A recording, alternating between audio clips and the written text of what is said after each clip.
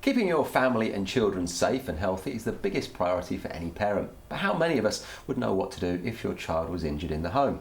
Being able to respond quickly when your child hurts themselves or is ill with basic first aid is a key parenting skill, but it's not one that all of us are confident about. Well, with that in mind, and joining me with up-to-date advice for families is Joe Mulligan, Head of First Aid Education from the British Red Cross Society, and alongside him is Eliza Matthews, Children's Services Lead from Benenden Hospital Trust, with tips on what to do and where to go first if you suspect your child needs medical attention.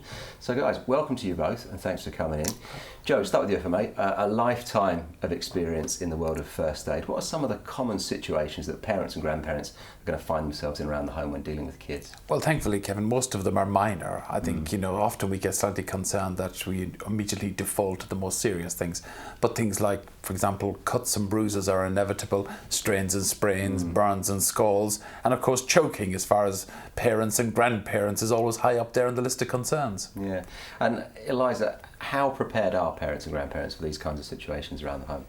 They're very prepared because they have instinct and they need to use that instinct. Other than that, it's about finding out about first aid courses and things which are going to help them. But you trust your instinct, you're the parents, and just kind of like stop and think about the situation. Yeah. I mean, what other tips would you give, Joe, if you were kind of advising somebody on almost top 3 first aid tips in different situations? Well, I think the first thing is to try and remain calm. That's really important thing. And of course, as Eliza already said, having some knowledge or skill will help you keep calm. That is particularly important in the context of caring for babies and children, because your calmness as a way almost radiates onto them, so they're feeling more assured.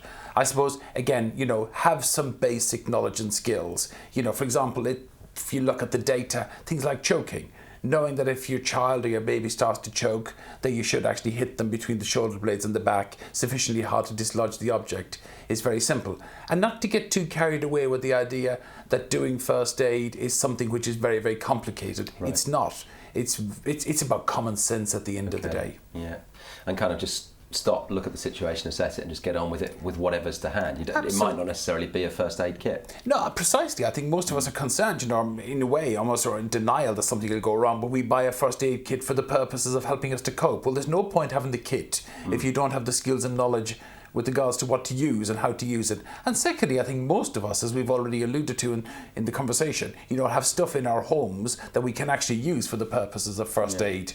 Whether it's, for example, using a piece of cling film to cover a burn once it's cooled, or to use a plastic bag for the purpose of popping it over somebody's hand, or, for example, a clean towel or tea towel for the purposes of treating major blood loss.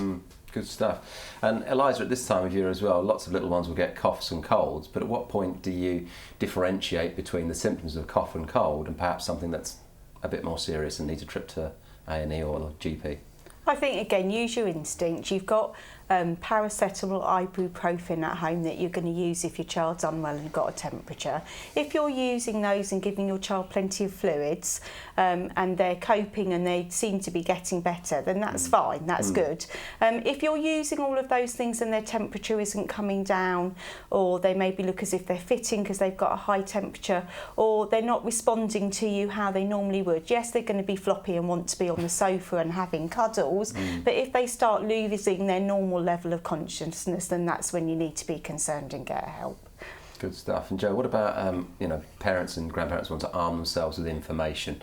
What should they do? What courses and what kind of resources should they arm themselves with? Well, ideally, you log on to our website, redcross.org.uk/first aid. And if you want to do face-to-face learning on a course, then there's a whole range of options there. Yeah. But equally, just remember that you can learn online on our website, or you can download our first aid apps. We have 2 of them. One is for adults and the other is for babies of children. And all of our online and digital content is absolutely free, so no excuse. Right, no excuse. And I think Benenden Trust as well have information. They do, if you log on to the website as well. And also we offer free first aid courses for friends and family, which also involve children going on them.